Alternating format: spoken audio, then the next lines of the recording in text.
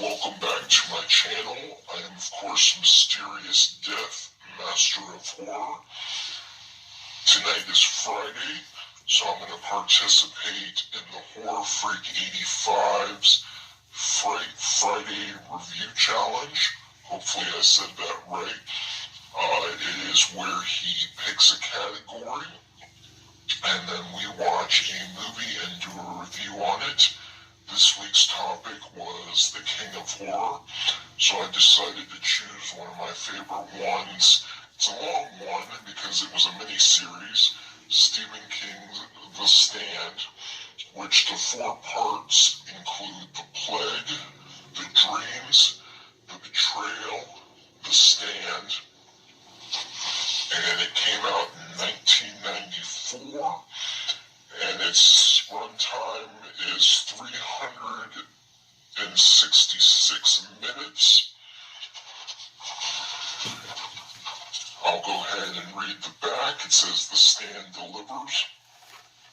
In our near future of horrific plague ravaged the earth, where a fraction of its population survives, compelling them to choose sides between the overwhelming forces of good and evil in this critically acclaimed film version of Stephen King's phenomenal #1 best-selling novel, The Stand.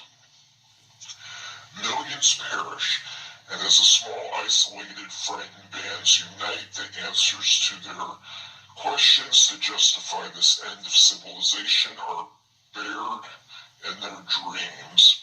Revelations that urge some of them to embrace a path of virtue and others to gravitate towards a sinister course of darkness. As the opposing forces separate into 2 camps, one led by the saintly Mother Abigail and the other by demonic Randall Flagg. The noble elements try to shield themselves from their corrupt enemy, whose ruthless potency is increased by their domination of an excavated nuclear warhead. Their extreme clash of wills make it inevitable that these remnants of humanity will soon engage in a final confrontation to stand an immense and atrocious battle which could result in the annihilating the power of good and hurtle the fate of the planet into the reigns of evil. This 4-episode motion picture, adapted for the screen by Stephen King himself, bring to life King's terrifying epic featuring an all-star powered cast.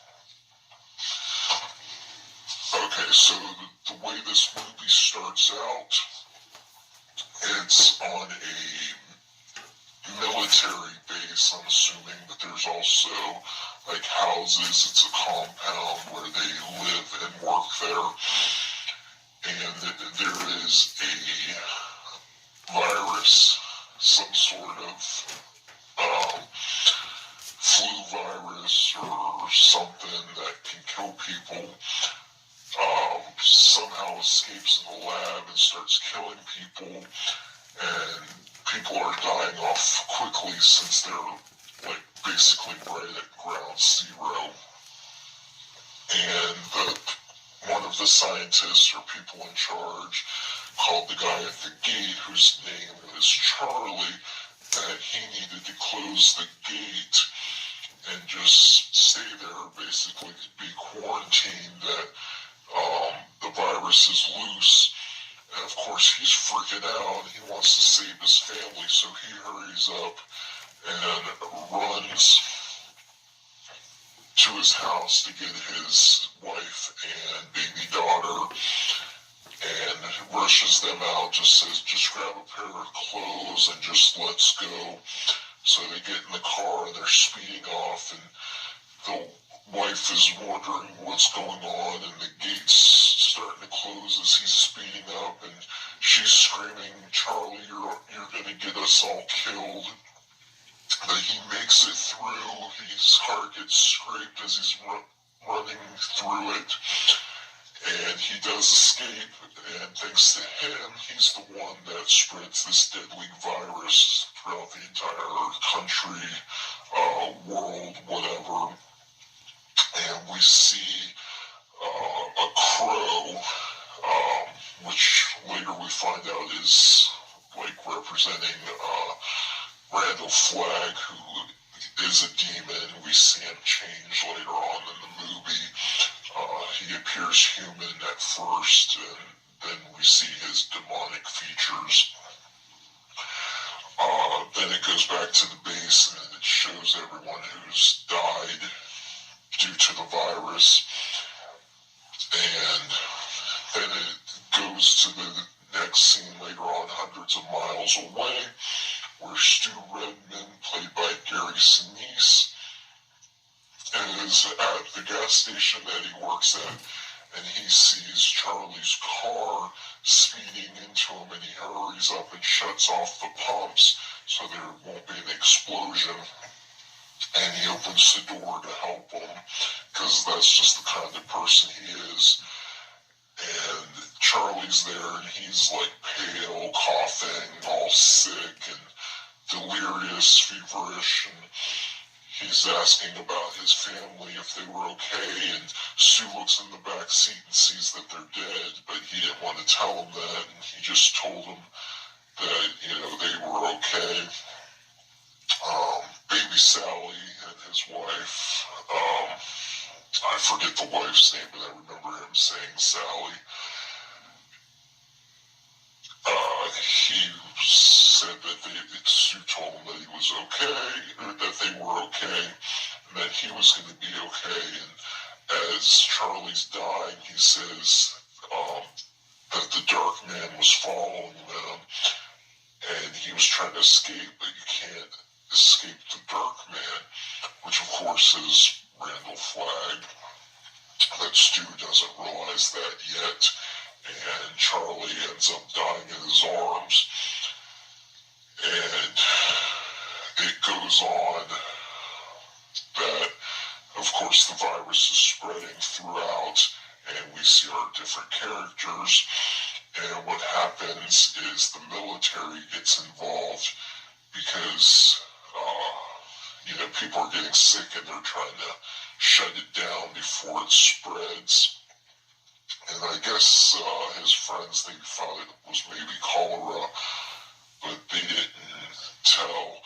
And basically everyone who was at the gas station exposed, and their families, everyone except Stu, died. And he's in this compound, and he starts having those dreams about Mother Abigail. He ends up being able to leave because even everybody in the military base is dying, so he's able to escape. We see Molly Ringwald's character, Freddie Goldsmith. She's friends with Corman Nemec's character, Harold. At first, he likes her, but he never really admits that he's a geeky guy.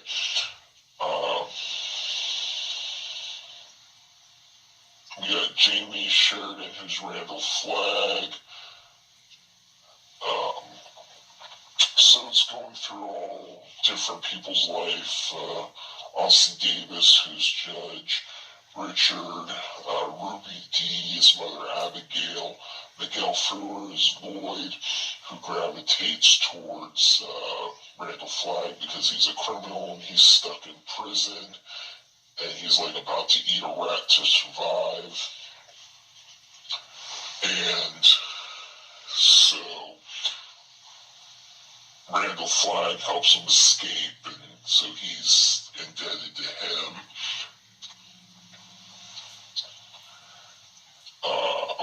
Let's see, Matt Frewer is Trash Can Man, who's just psychotic, and he's the one who acquires the warhead.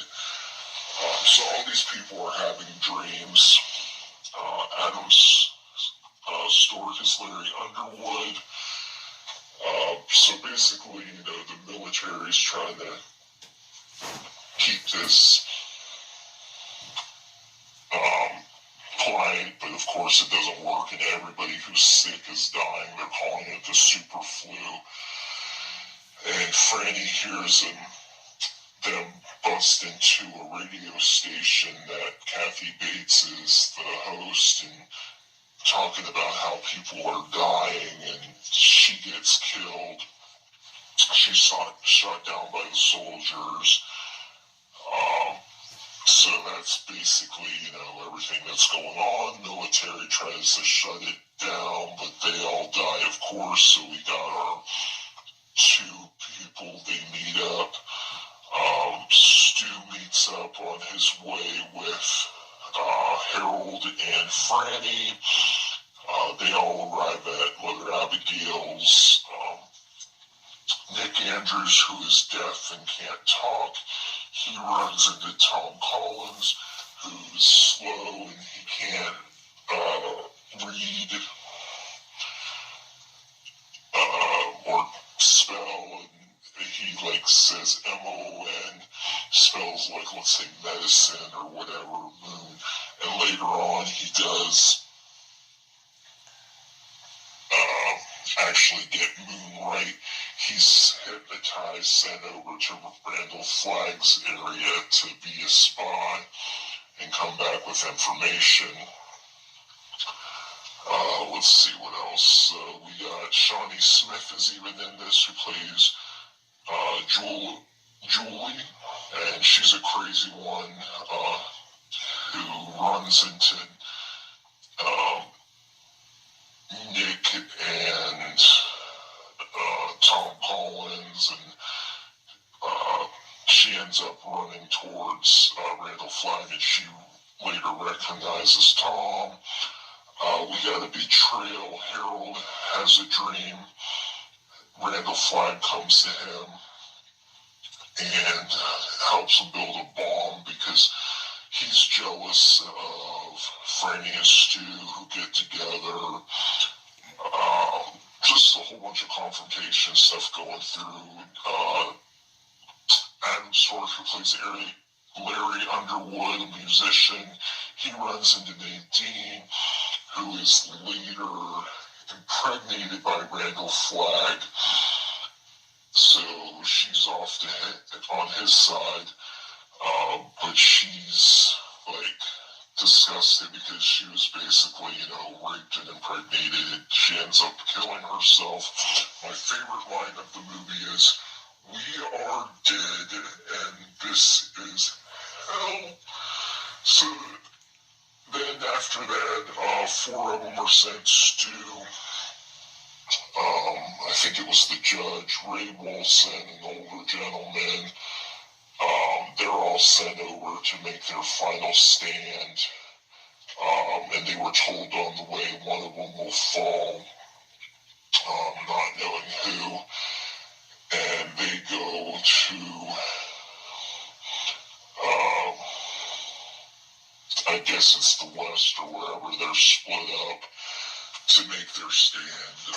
It's really clever. This video is getting long, 10 minutes. But if you haven't seen The Stand, definitely check it out. Really good final confrontation of who lives and who doesn't.